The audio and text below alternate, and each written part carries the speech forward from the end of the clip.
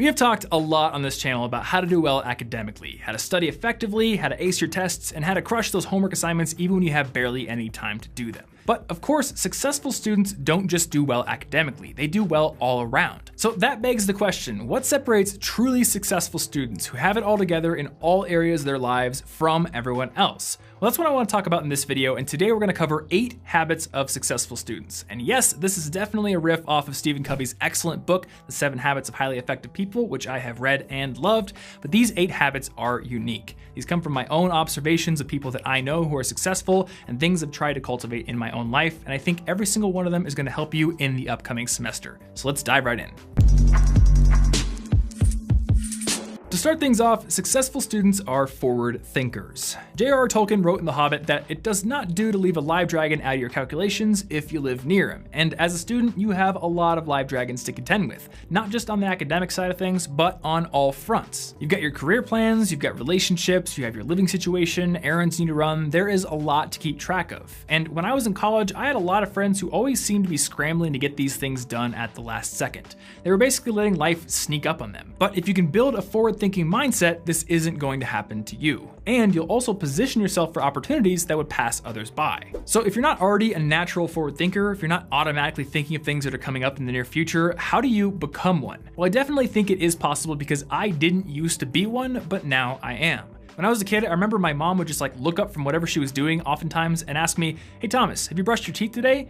And I remember thinking how do you think of stuff like that? I wasn't talking about brushing my teeth, you weren't brushing your teeth, it just popped into your mind. And eventually I realized it was because she cared about the health of her sons and she was simply being mindful about it. And I worked to become that kind of a person myself. So if you're like I was back then, you don't already have this mental machinery put into place, the first step is to build some structures into your everyday routines that remind you to think in a forward-thinking manner. One good way to start doing this is to create a reminder in your task management system or your calendar to sit down once a week and think, what do I have coming up in the near future? Do I need to sign up for classes? Well, then I should make a reminder for the exact time that the class scheduler opens so I can get in there and get my classes before everyone else takes the good ones. Or do I need to get an apartment soon? If you live in a college town like I did, then it's likely that every apartment complex is going to have their leases start around the exact same time. And because of that, everyone's going to be signing leases all in one big drove. So do yours early, otherwise come next semester, you're going to be living in a van down by the river. And while you're going through this mental exercise, also think about your relationships. Maybe you have somebody who has a birthday coming up soon, or you have a friend that you haven't talked to in a while. I find that when you actually think about these things, and when you apply a forward-thinking mindset to your relationships, you tend to maintain them better. And this is important because as people get older, they start to get busier and they start to have less time for their friends. And it's only people who are deliberate about maintaining their relationships that actually keep them. The second habit is that successful students deliberately move towards adulthood. They don't let adulthood sneak up on them. And by that, I'm not talking about becoming a person who hates fun and tells kids to get off their lawn, but every human is going to have skills they need to build and challenges they need to face at some point in their lives. And a lot of people try to push those things off as much as they possibly can. But if you can become the kind of person who is willing to take on those things early, I'm talking about things like having your own bank account, doing your own taxes, or filling out your own financial aid forms, or learning how to iron a shirt or do your own laundry, then once you have to do those things, you've already got that base of skills to apply to them. Habit number 3, successful students strive to become what I like to call solution finders. They're the kind of people that when faced with a tough problem that doesn't have an immediately apparent solution, they are willing to push through and figure out how to solve it. And sadly, a lot of students aren't like this. A friend of mine named Matt is a web developer at a pretty big company, and this company values this solution finding mindset so much that they have a rule for people who get stuck on problems. They call it the 15-minute rule. Essentially, if an employee gets stuck on a problem, they have to spend 15 more minutes working on that problem before they're allowed to ask for help. And during that time, they have to document everything they do and write down what didn't work, so that way when they do ask for help, they're able to give context to the person who's helping them. Additionally, once they hit that 15-minute mark, they must ask for help.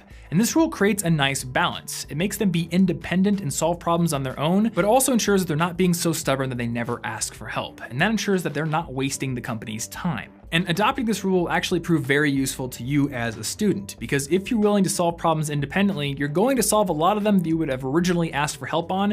And if you do have to ask for help, you're going to show your teacher that you take the problems seriously and that you're not just crying out for help the moment things get tough.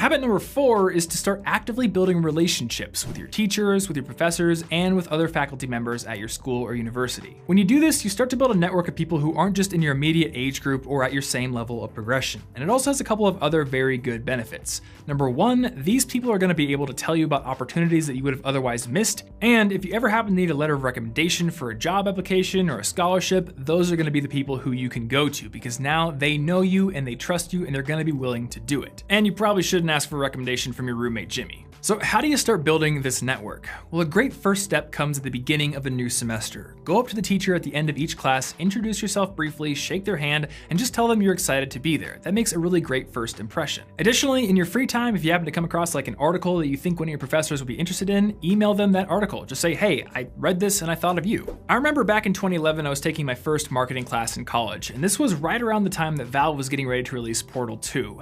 And they did something really weird with the marketing for Portal 2. They had this weird convoluted game setup where people could buy games on Steam and play lots and lots of hours in those games, and that would all contribute to making Portal 2 release a couple of days early. So essentially they found a way to let all these other games that weren't selling all that well ride the coattails of this big anticipated game, and I thought that was a brilliant marketing strategy. So I found an article about it, I sent it to my marketing professor and said, hey, I think you'd be interested in this, and the next week he actually talked about it in class. So doing that definitely helped to build that relationship.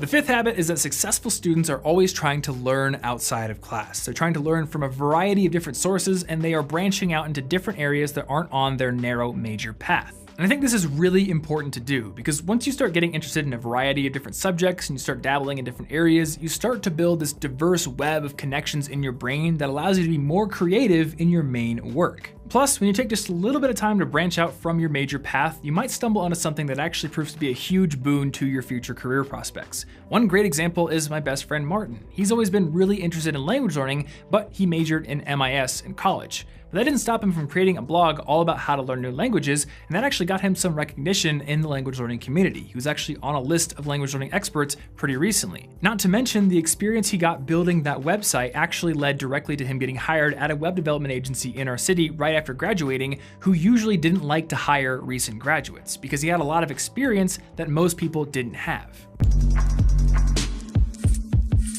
Habit number 6 is to constantly be keeping your ear to the ground for opportunities. Here's the thing, when you're in school, or especially when you're in college and university, there are a ton of opportunities around you, but you have to be willing to look for them and know where to look. One great thing to do is to be keeping your eye out for bulletin boards around your campus or in your school, because a lot of opportunities are going to be posted as flyers on those bulletin boards. Additionally, follow your school's social media accounts. And I'm not just talking about the main social media account, follow your professors and your teachers, follow departments that you're a part of, because a lot of these departments and professors, they're going to post opportunities that they think their students would be good fits for. And this habit is actually directly related to how I got my first internship, because I was following my school's career center on Twitter, and they posted a tweet about a big company in our area that was putting on this freshman leadership seminar. So I saw the tweet, I signed up, I got accepted, and at that event, I met a mentor who was instrumental in getting me hired at that internship. The 7th habit is that successful students put a lot of effort into keeping themselves both physically and mentally fit. When you're a student who's ambitious, there's often this general mindset that you should be spending all of your time studying or pursuing opportunities. And when a lot of students do this, they often let their nutrition habits, their exercise habits, and their sleep go by the wayside. And what's worse, they'll often work themselves to the point where they mentally burn out, or they become depressed or have a lot of anxiety. And the sad thing is, when they're letting their physical and mental health go by the wayside, they aren't able to perform in the things that they really want to do in the first place. And truly successful students know this, which is why they make time for exercise. They make time for making good, healthy meals or getting them at the dining center. And they also get enough sleep every single night. And one little side note that I'll make here, successful students are willing to ask for help if they need it. If they're dealing with mental burnout or anxiety or depression, they will go ask a professional if they can't deal with those issues themselves. And that brings us to the final habit on the list. Successful students try things before they think they're ready. I want to underline this idea with something that Neil Pasricha talks about in his book, The Happiness Equation. In the book, he talks about how people generally approach new skills or challenges and how they do it in a linear way. They feel like they have to be able to do it first, and then they'll want to do it, and finally, they'll do it. But when you think this way, you never actually get to do the thing because you never gain the skills to do it in the first place. So Neil encourages you to take that linear model and make it circular.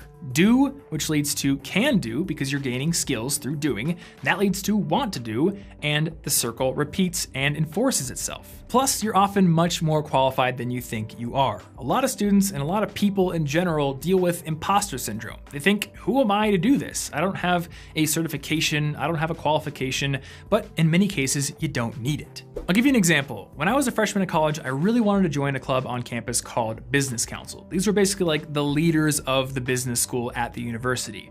But they had a rule. They only let people in who are sophomores and above. Very rarely would they make an exception for a freshman. So what did I think? I didn't think I'm just gonna wait. I'm just gonna, wait till I'm a sophomore. I thought I'm going to apply because what's the worst that's gonna happen? They're gonna reject me and I'll try again next semester. So I applied, I put my best foot forward, and I got accepted. And what's more, during my first semester as a member, I also got elected to the leadership board. So if something seems exciting to you, but it also seems a little scary, try it anyway, because that is what successful students do. That brings us to the end of my list, but if you have additional ideas or habits you think I left off of it, I would love to hear from you guys in the comments down below. So definitely let me know what you're thinking. If you liked this video, if you found it helpful, definitely give it a like to support this channel. If you're not subscribed yet, you can subscribe right there to get new videos every single week. And you can also get a free copy of my book on how to earn better grades right there. You can check out our latest podcast episode right there, where we go over 10 of our favorite fiction books. Or if you'd like another video on this channel, click right there or smash your face into it or whatever. It'll probably work, especially if you're using a phone. And I will see you guys next week.